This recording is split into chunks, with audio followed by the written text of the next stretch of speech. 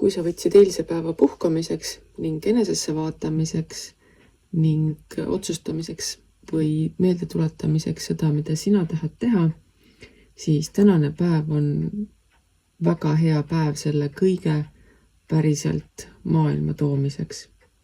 Sa tunned ennast maailma tipus olevana ning mida iganes sa ette võtad, see läheb sinu käes hästi ning sa lood endale täpselt sellise maailma, nagu sa ette oled kujutanud. Täpselt selliste tegevuste, selliste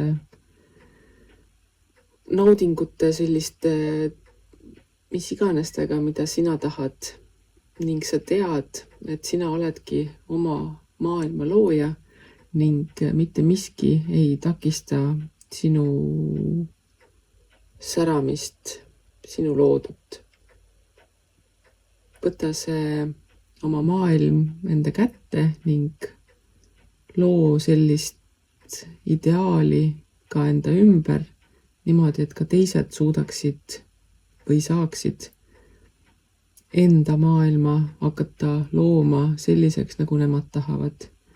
Mida rohkem me loome iseenda maailmasid, seda parem saab ka kõigil meie ümber.